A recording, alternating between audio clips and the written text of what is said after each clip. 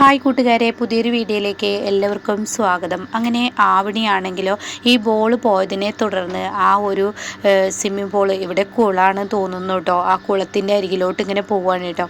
അങ്ങനെ ഇത് കണ്ടിട്ട് ചാരുവും അതുപോലെ തന്നെ ആകാശവും പേടിച്ചോടി വരുന്നുണ്ട്. ഇപ്പുറത്താണെങ്കിലോ കുറേ കുഞ്ഞുങ്ങൾ കളിക്കുന്നുണ്ട്, അവർക്കാകെ പേടിയാവാണ്. എന്നാൽ ജിത്തു ആണെങ്കിലോ തൻ്റെ കുഞ്ഞിനെ തിരക്കിക്കൊണ്ടിരിക്കുകയാണ് കേട്ടോ. ജിത്തു തൻ്റെ കുഞ്ഞിനെ ഇങ്ങനെ നോക്കുന്നുണ്ട്. അപ്പോൾ അവിടെ എവിടെയും കാണുന്നില്ല.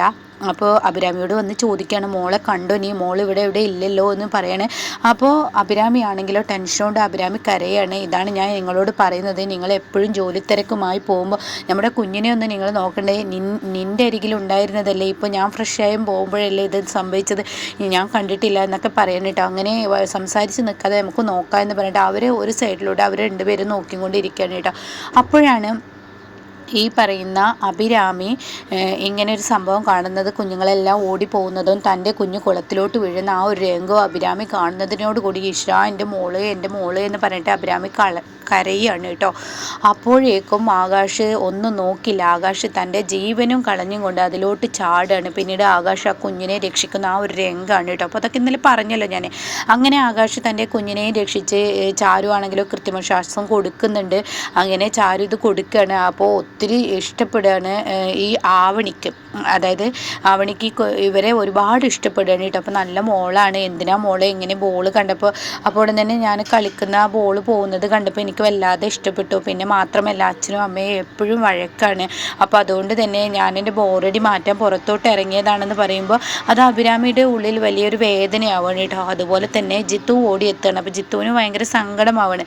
അങ്ങനെ ഇവർ തമ്മിൽ ഭയങ്കര ഫ്രണ്ട്സ് ആവാണ്. അതായത് ഈ പറയുന്ന ആകാശും ചാരുവും ജിത്തുവും അഭിരാമി ആവണിയും തമ്മിൽ വലിയ ഫ്രണ്ട്സ് ആവണം. അപ്പോഴേക്കും ഈ കുഞ്ഞുങ്ങൾ ഓടിയെത്തുന്നുണ്ട്, അവർ അങ്ങനെ സംസാരിക്കുന്നുണ്ട്. അങ്ങനെ നമുക്ക് കളിക്കാം എന്നൊക്കെ പറയാണ് കേട്ടോ. അപ്പോൾ അഭിരാമി ആണെങ്കിൽ വല്ലാതെ പേടിച്ചു പോവാണ്. അപ്പോൾ മോളെ തനിയൊന്നും വിടരുതെന്ന് പറയണേ. അത് പിന്നെ ഞങ്ങൾ റൂമിൽ നിന്ന് സംസാരിക്കുന്നതിനിടെ എപ്പോഴാണ് കുഞ്ഞ് പുറത്ത് പോയെന്ന് അറിയില്ല എന്നൊക്കെ ജിത്തു അതിനിടയ്ക്ക് പറയുന്നുണ്ട്. അങ്ങനെ ഇവർ കൈ കൊടുത്ത് അവരവിടെ നിന്നും പോവുകയാണ്. എന്നാൽ ഈ സമയമാണെങ്കിലോ ശ്രേയക്ക് വല്ലാതെ ബോറടിക്കുകയാണ്. അപ്പോൾ ശ്രേയ ആണെങ്കിലോ പുറത്തിറങ്ങി ശ്രേയ ആ കാഴ്ചയൊക്കെ കണ്ടിരിക്കുകയാണ്. ഇതേ സമയം അരവിന്ദനാണെങ്കിലും റൂമിലിരിക്കുകയാണ് കേട്ടോ. എങ്ങോട്ടാണ് പോയതെന്ന് അറിയാതെ അരവിന്ദൻ റൂമിലിരിക്കുകയാണ്. ഈശ്വര, എനിക്ക് ഫസ്റ്റ് നൈറ്റും ഇല്ല, സെക്കൻഡ് നൈറ്റും ഇല്ല, തേർഡ് നൈറ്റും ഇല്ല. ഈ 3 ദിവസവും എൻ്റെ രാത്രികൾ കഷ്ടകാലം പിടിച്ച രാത്രികളായിരിക്കും. എനിക്ക് നല്ലൊരു ജീവിതം ഉണ്ടാവുമെന്ന് തോന്നുന്നില്ല. ഇത് വണ്ടാരോ പറഞ്ഞതുപോലെ എൻ്റെ ജീവിതം നായ നക്കി, അത് തന്നെയാണ് സത്യം എനിക്കിടയിൽ സംഭവിക്കാൻ പോകുന്നത്.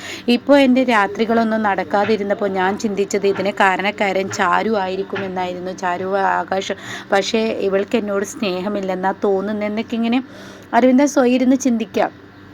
ഇപ്പുറത്താണെങ്കിലോ ശ്രേയ ഇവനിൽ നിന്ന് ഈ 3 ദിവസത്തെ രാത്രി കഴിച്ചു കൂട്ടണല്ലേ. ഇവൻ്റെ മൂളിപ്പാട്ട് കേൾക്കുമ്പോൾ തന്നെ മനുഷ്യനൊരു തരം തലക്കൊരു മൂളലാണ് വരുന്നത്. ഇവനിൽ നിന്ന് എങ്ങനെ രക്ഷപ്പെടുക അതും എനിക്കറിയത്തില്ല എന്നൊക്കെ ഇങ്ങനെ ചിന്തിച്ചിട്ട് ശ്രേയ ഇങ്ങനെ നടന്നുകൊണ്ടിരിക്കുകയാണ്. അപ്പോഴാണ് കേട്ടോ ഷേയുടെ കണ്ണിൽ ഒരു കാഴ്ച കാണുന്നത്. അതായത് ചാരുവും ആകാശവും കൂടി ഒരു റൂമിലോട്ട് കയറിപ്പോകുന്നത്. അയ്യോയ്യോ, ഇവരെ കാണുന്ന ഷേയ്ക്ക് മൊത്തത്തിൽ കലിപ്പ്. അപ്പോൾ ഷേയ, ആഹാ, ഇവർ എന്നെ പിന്തുടർന്ന് ഈ റെസ്റ്റോറൻറ്റിൽ എത്തിയിട്ടുണ്ടല്ലേ എന്നിങ്ങനെ ഷേയ ചിന്തിക്കുകയാണ്. പിന്നീട് ഷേയ ഒന്നും നിൽക്കില്ല. ഷേയ ഇവരെ പിന്തുടർന്ന് പോവുകയാണ്. അങ്ങനെ ഷേയ ഇവരുടെ ജനൽ സൈഡിൽ നിന്നിട്ടാണ് കേട്ടോ സംസാരിക്കുന്നത്. അപ്പോൾ ഷേയ്ക്ക് ഇവരാണെന്ന് ശരിക്കും ഉറപ്പ് വരുത്താനും ഷേയ്ക്ക് കഴിഞ്ഞിട്ടില്ല. അങ്ങനെ റൂമിൽ ചെല്ലുമ്പോൾ ചാരു ഇങ്ങനെ ചിന്തിച്ച് നിൽക്കുന്ന ആ ഒരു രംഗമാണ് ആകാശ് കാണുന്നത്. അപ്പോൾ ആകാശ്, കാക്കുത്തി നിനക്ക് എന്താ പറ്റിയതെന്ന് ചോദിക്കുകയാണ്. അപ്പോൾ ഒന്നും മിണ്ടുന്നില്ല. അപ്പോൾ കാക്കുത്തി, നിന്നോടല്ലേ ചോദിച്ചത് നിനക്ക് എന്താ പറ്റിയത് എന്ന് ചോദിക്കുമ്പോഴാണ് കേട്ടോ ഷേയ്ക്ക് ഉറപ്പായത് ഇത് അവർ തന്നെയെന്ന്. അപ്പോൾ ഷേയ ഒന്നും നോക്കില്ല, റൂമിൽ ഇങ്ങനെ എത്തി നോക്കുകയാണ്. അപ്പോഴാണ് ജിത്തു ഈ സൈഡിലൂടെ വരുന്നത്. അതായത് അഭിരാമി പറഞ്ഞ കാര്യത്തെക്കുറിച്ച് ജിത്തു ഇങ്ങനെ ആലോചിക്കുകയാണ്. എൻ്റെ മകളെ ഞാൻ നോക്കുന്നില്ലേ, ഈ പറയുന്നത് പോലെ ഞങ്ങൾ തമ്മിലുള്ള പൊരുത്തക്കേടിൽ കുഞ്ഞിന് എന്തെങ്കിലും ജീവിത പ്രശ്നങ്ങൾ വരുമോ എന്നൊക്കെ ഇങ്ങനെ ചിന്തിച്ച് ഇങ്ങനെ വരുമ്പോഴാണ് ഷേയ ഒരാളുടെ റൂമിലോട്ട് എത്തി നോക്കുന്ന ആ രംഗം കാണുന്നത്. ഇത് കാണുന്നതിനോടുകൂടി ജിത്തുവിന് ദേഷ്യം പിടിക്കണം. ഹഹാ, ഇവൾ വലിയ ഗവൺമെൻറ് ജോലിക്കാരിയെന്ന് വീമ്പളക്കുന്നു. എന്നാൽ ഇവളുടെ സ്വഭാവത്തിന് ഭാര്യയും ഭർത്താവും അന്തസ്സില്ലാത്ത പെരുമാറ്റമാണ്. എന്നാൽ ഇവൾക്കിട്ട് ഇനി ഒരു കൊട്ട് കൊടുക്കണം. ഇവളുടെ ഈ ഗവൺമെൻറ് ജോലിക്ക് ഒരു അടപ്പ് തന്നെ ഞാൻ കൊടുക്കണം. അത് കൊടുത്താലേ ഇവളുടെ ചീഫ് എഞ്ചിനീയർ എന്നൊക്കെ പറഞ്ഞ് ഇവൾ എന്തൊക്കെ തട്ടിക്കൂട്ടുന്നുണ്ടല്ലോ. അപ്പോൾ കുട്ടനാട് അങ്ങനെ ഇങ്ങനെ എന്നൊക്കെ പറഞ്ഞിട്ട് VW എന്നൊക്കെ പറഞ്ഞിട്ട് ഇവൾ സംസാരിക്കുന്നത്, ഇതിനൊരു കൊട്ട് കൊടുത്തേ പറ്റുള്ളൂ എന്ന് പറഞ്ഞിട്ട് ജിത്തു അവിടെ നിന്ന് വേഗം പോകുന്നുണ്ട് കേട്ടോ. അതേസമയം ഒരു പാമ്പ് പാമ്പിനെ ശരിക്കും ഇതിൽ കാണിക്കുന്നുണ്ട്. അതിനിപ്പോൾ മലയാളത്തിലുണ്ടോ എന്ന് എനിക്കറിയില്ല. ചില കാര്യങ്ങളൊക്കെ ഇവർ കട്ട് ചെയ്ത് കളയുന്നുണ്ട് കേട്ടോ. അങ്ങനെ ഒരു സ്വാമിയുണ്ട്, സത്യം പറഞ്ഞാൽ ഒരു സ്വാമിയുണ്ട്. ആ സ്വാമി ഇങ്ങനെ പ്രവചിക്കുന്നുണ്ട് ഓരോരോ കാര്യങ്ങൾ. അപ്പോൾ ഇതിനിടയ്ക്ക് ഈ പാമ്പ് ഇങ്ങനെ വരുന്ന ഒരു രംഗമുണ്ട് കേട്ടോ. അങ്ങനെ ഈ സമയം ഇവിടെ ഷേ ആണെങ്കിലോ ഇങ്ങനെ ഈ റൂമിലോട്ട് ഇങ്ങനെ എത്തി നോക്കണം. അപ്പോൾ ആകാശ്, കാക്കുത്തി നീ എന്താ ഞാൻ ചോദിച്ചതിനൊന്നും ഒരു മറുപടി പറയാത്ത, കാക്കുത്തി എന്തത്ര വല്ലാതെ ചിന്തിക്കുന്നതെന്ന് ഇങ്ങനെ ചോദിക്കാനായിട്ട്. അപ്പോൾ പറയണേ, അരവിന്ദേട്ടാ നമ്മളിപ്പോൾ സോറി ആകാശേട്ടാ, നമ്മളിപ്പോൾ ഇവിടോട്ട് വന്നത് എന്തിനാണെന്ന് അറിയില്ലേ? എന്തിനാണ് നമ്മൾ വന്നത്? നമ്മൾ ഹണിമൂൺ ആഘോഷിക്കാം. ദേ അക്കുച്ചേട്ടൻ എന്നെ ദേഷ്യം പിടിപ്പിക്കരുത് കേട്ടോ. പിന്നെ കാക്കത്തി പറയാൻ നമ്മളെന്താ വന്നതെന്ന്.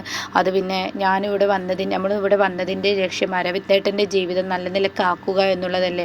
ഷേയുടെ മനസ്സിലെ ലക്ഷ്യം. എന്നോടും അതുപോലെ തന്നെ അക്കുച്ചേട്ടനോടുള്ള പക തീർക്കാൻ, നമ്മുടെ കുടുംബം തകർക്കുക, ഈ വിവാഹം മുടങ്ങാനുള്ള കാരണക്കാരനായ അരവിന്ദേട്ടനെ ഇല്ലാതാക്കുക, ഇതൊക്കെയല്ലേ ഷേയുടെ ലക്ഷ്യം. അപ്പോൾ ഷേ ആകെ ഒന്നും വിട്ട് നിൽക്കണം കേട്ടോ, ഇവിടെ എത്ര പെട്ടെന്ന് മനസ്സിലാക്കിയിരിക്കുന്നു എന്നുള്ളത്. അപ്പോൾ ഉടനെ അതൊക്കെ ലക്ഷ്യം എനിക്കറിയാം, പിന്നെ എന്തിനാ നീ ഇപ്പോൾ ഇതിങ്ങനെ ആലോചിക്കുന്നത്, ഇതെടുത്തിട്ട് പറയുന്നത് എന്നൊക്കെ ഇങ്ങനെ ആകാശ് ചോദിക്കുകയാണ്. അപ്പോൾ ഈ സമയം ചാരു പറയണേ, ഞാൻ എടുത്തോട്ട് പറയുന്നതിൻ്റെ കാരണം എന്താണെന്ന് അക്കുച്ചേട്ടൻ നന്നായി അറിയില്ലേ. എന്ത് കാരണം? അതെ, നമ്മളിവിടെ വന്നിട്ടുള്ളത് അരവിന്ദേട്ടനെ അറിയോ? ഇല്ല, പിന്നെന്താ? അപ്പോൾ അത് കേൾക്കുന്ന ഷേയാകെ ഞെട്ടിപ്പോവാണ്. അത് തന്നെ നമ്മൾ ഇങ്ങോട്ടേക്ക് വന്നതും ഈ ഹണിമൂണിനെ അരവിന്ദേട്ടനെ മൂർച്ച കൂട്ടി നമ്മളിങ്ങോട്ട് എത്തിച്ചതും എന്തിനാണെന്നുള്ളത് അക്കുച്ചേട്ടനും എനിക്കും നന്നായി അറിയില്ലേ? ഇല്ല, എനിക്കറിയില്ല. അപ്പോൾ ഉടൻ തന്നെ എന്നെ ദേഷ്യം പിടിപ്പിക്കരുത് കേട്ടോ. ഇല്ലടോ, എനിക്കറിയില്ലടോ. അതെ, നമ്മുടെ അരവിന്ദേട്ടനോട് ഒട്ടും ഇഷ്ടമില്ലാതെ കല്യാണം കഴിച്ച ഒരാളാണ് ഷേയുടെ വൈരാഗ്യം അത് തീർക്കാൻ ഒരു കരുവിനെ പിടിച്ചിരിക്കണം അരവിന്ദേട്ടനെ. എന്നാൽ അരവിന്ദേട്ടൻ ഒരു ജീവിതം അവളിലൂടെ ഉണ്ടാക്കി കൊടുക്കണം. എന്തായാലും ഒരുപാട് മോഹിച്ചാണ് അരവിന്ദേട്ടൻ അവളെ കല്യാണം കഴിച്ചത്. പക്ഷെ അവൾക്ക് ഒട്ടും തന്നെ ഈ പറയുന്ന അരവിന്ദേട്ടനെ ഇഷ്ടമില്ലെങ്കിലും ഷേയെ കൊണ്ട് ഒരു ജീവിതം തുടരാം. അക്കുച്ചേട്ടൻ പറയുന്നത് പോലെ 10ാം മാസത്തിൽ തന്നെ ഷേയെ പ്രസവിക്കുന്ന ആ ഒരു സാഹചര്യത്തിലോട്ട് കൊടുക്കണം. അതിനിപ്പോൾ എന്താ വഴി എന്നാ നോക്കേണ്ടത്. എന്നാൽ ആ വഴിയിൽ ഒരുപക്ഷെ അരവിന്ദേട്ടൻ എന്തെങ്കിലും സംഭവിക്കുമോ, അരവിന്ദേട്ടൻ എന്തെങ്കിലും ചെയ്യുമോ എന്നൊക്കെ ഒരു പേടി എൻ്റെ ഉള്ളിലുണ്ട് എന്ന് പറയുമ്പോൾ നീയാൾ കൊള്ളാലോടി, നിൻ്റെ മനസ്സിലിപ്പോൾ ഇതാണല്ലേ എന്ന് ഷേ ഇങ്ങനെ ചിന്തിക്കണം. അപ്പോൾ ഈ സമയം ആകാശ് ചോദിക്കുകയാണ്, അതൊക്കെ എനിക്കറിയാം, ഇപ്പോഴത്തെ നിൻ്റെ പ്രശ്നം എന്താ? ഇപ്പോഴത്തെ പ്രശ്നം ഞാനും അതുപോലെ തന്നെ ആകാശേട്ടനും ഇങ്ങോട്ടേക്ക് വന്നത് അരവിന്ദേട്ടൻ അറിഞ്ഞിട്ടില്ലല്ലോ. അങ്ങനെ അറിഞ്ഞാൽ ഇനിയിപ്പോൾ എന്താ കുഴപ്പം എന്നിങ്ങനെ ചോദിക്കുകയാണ് ആകാശ്. അപ്പോൾ അത് കേട്ട ഉടനെ കുഴപ്പം ഞാൻ പറയണോ അക്കുച്ചേട്ടനോട്? എന്താ കുഴപ്പം? അറിഞ്ഞാൽ എന്താ കുഴപ്പം? അറിഞ്ഞാൽ പിന്നീട് അരവിന്ദേട്ടൻ ഇവിടെ ഒരു പ്രശ്നമുണ്ടാക്കും. ഫസ്റ്റ് നൈറ്റ് കുളമാക്കിയത് ഞാനാണെന്ന് പറഞ്ഞുണ്ടാക്കി. അത് ചെയ്തത് ഷേയാണ്. രണ്ടാമത് കുളമാക്കിയതും ഷേയാണ്. ഓരോ പേടിപ്പെടുത്തുന്ന സ്വപ്നം എന്നൊക്കെ പറഞ്ഞ് അവൾ വീണ്ടും പ്രശ്നമാക്കി. അരവിന്ദേട്ടനുമായി ജീവിച്ചു പോകാൻ അവൾക്ക് ഇഷ്ടമല്ല. അവൾ ഓരോ കാരണങ്ങൾ. അയ്യോടി, നീ എൻ്റെ മനസ്സ് നന്നായി വായിച്ചെടുക്കുന്നല്ലോ ചാരു, നീ കാണും പോലെ ഒന്നല്ലല്ലോ എന്നിങ്ങനെ ഷേ പുറത്ത് നിന്ന് ചിന്തിക്കാം. അപ്പോൾ ഈ സമയം അല്ല, ഇപ്പം എന്താ പ്രശ്നം? ഇപ്പം നിൻ്റെ പ്രശ്നം എന്താ? ഇപ്പോഴത്തെ പ്രശ്നം നമ്മൾ ഇവിടെയുണ്ടെന്ന് അരവിന്ദേട്ടൻ അറിഞ്ഞു കഴിഞ്ഞാൽ പിന്നീട് ഉണ്ടാവുന്ന പ്രശ്നം അത് ഞാൻ പറയേണ്ടതില്ലല്ലോ. നമ്മൾ ഇവിടെ ഉണ്ടെന്ന് അരവിന്ദേട്ടൻ അറിഞ്ഞാൽ അരവിന്ദേട്ടൻ പിന്നെ മുന്നും പിന്നും നോക്കില്ല, എടുത്തു ചാടി എൻ്റെ ഹണിമൂണ് കുളമാക്കാൻ വന്നവരാണ് നിങ്ങളെന്ന് പറഞ്ഞിട്ട് അരവിന്ദേട്ടൻ ഇവിടെ നിന്ന് പോവും. വീണ്ടും നമുക്ക് തന്നെ ആ ഒരു പ്രശ്നം, നമ്മുടെ പേരിൽ തന്നെ ആ പ്രശ്നം അരവിന്ദേട്ടൻ ഇടും. അപ്പോൾ ഷേ വിചാരിച്ചത് നടക്കും, ഹണിമൂണ് നടക്കില്ല, ഷേക്ക് ഇവിടെ നിന്ന് പോകാനും പറ്റും എന്നൊക്കെ പറയുന്നത് ഷേയുടെ ചെവി കൊണ്ട് തന്നെ അങ്ങ് കേൾക്കുകയാണ്. അപ്പോൾ ഷേക്ക് ഒരിത് കിട്ടിയല്ലോ, ഒരു ചാൻസിന് വേണ്ടി ഷേ നടക്കണം.